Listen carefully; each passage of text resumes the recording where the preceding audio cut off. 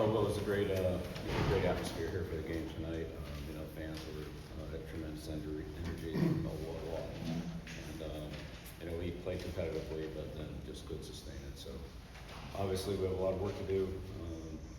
We did do a better job all the way around, coaching, playing, all three phases of the game. Just wasn't up to what it needs to be, and I know we're a lot better than that. So we need to work on those things and show it on Saturday and turn around. But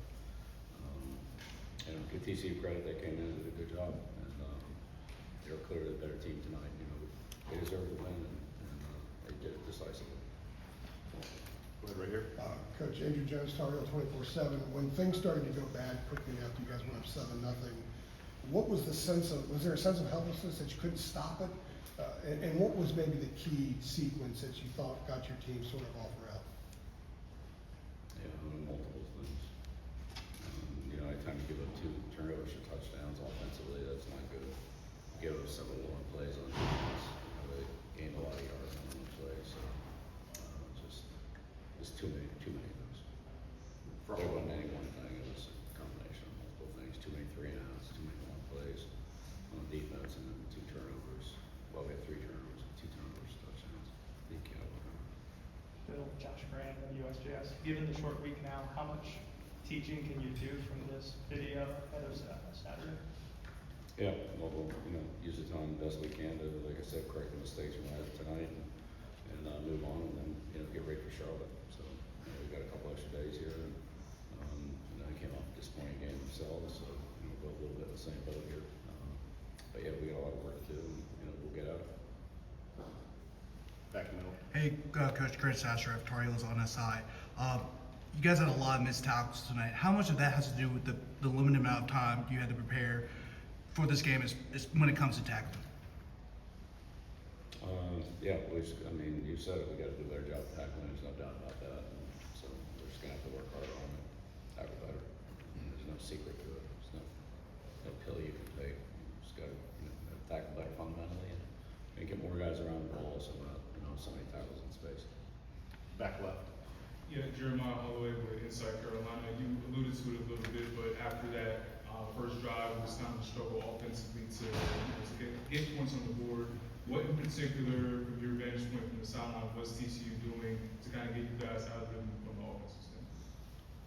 Yeah, but look, they just outplayed us. They outcoached us. They were just better than we were tonight. That's all there was to it. They controlled both sides of the line of scrimmage. Their skilled players played well, and they did a lot more things right than we did. So, give them credit for being the better team. They certainly deserve it. Back right. Hey, Brian Murphy with WRL. Coach, could you assess how Gio Lopez played, his injury status, and if you saw enough from Max that job is open or maybe open? Yeah, we'll see how Gio is. They took a look at him. Hopefully it's not too bad, but we'll see. Give Max a lot of credit. We came in there after being off for a long time.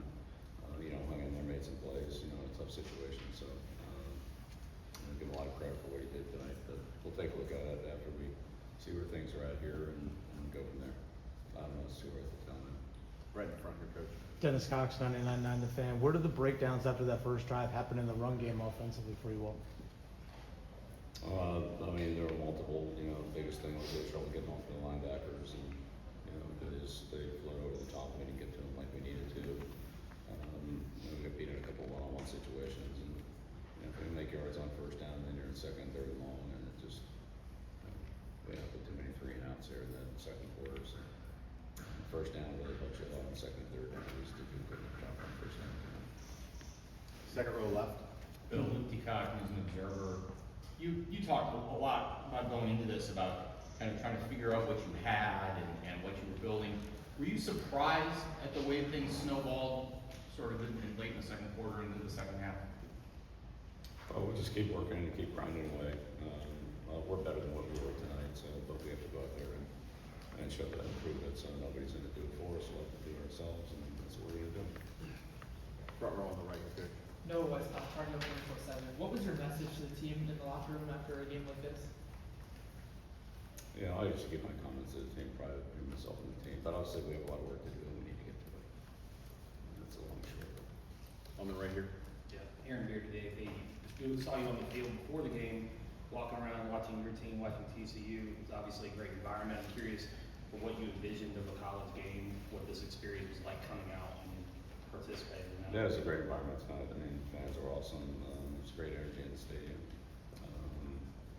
You know, we just did enough to keep it going. We got to play better for the energy to be sustainable. Right next to him on the right, coach. Bill, Brian Marston, the athletic, you mentioned the fans, the atmosphere is sort of what you want, what you're hoping for. What would sort of be your message to fans who were very disappointed by the result of the Atlanta as far as sticking with you guys? No, what I've just been saying. We're going back to work and, you know, we're going to get better. On the left. Aiden Jensen, Tar Heels Wire. Bill said, you know, alluding to the earlier question, short week preparing for Charlotte. What are some of the top things or the top thing you want to see from you guys in practice this week to prepare for, you know, other opponent in such a quick time frame?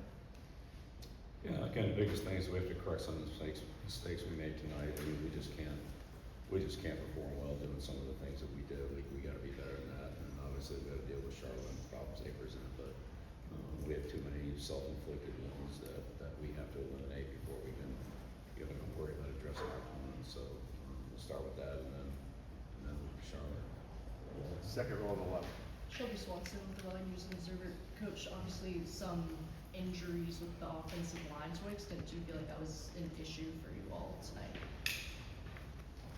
Well, I mean, every injury is an opportunity. So, you know, if somebody's out and somebody else is in, they have an opportunity. And so we'll work with those players and work with them to get better. I think we have enough players. We just have to perform better as a unit, you know, coach better, play better, work better on our fundamentals.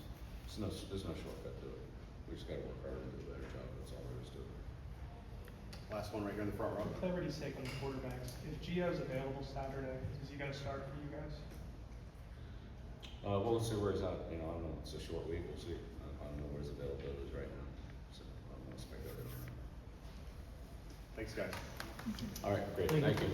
Thank you. Thank you, Coach. Thanks.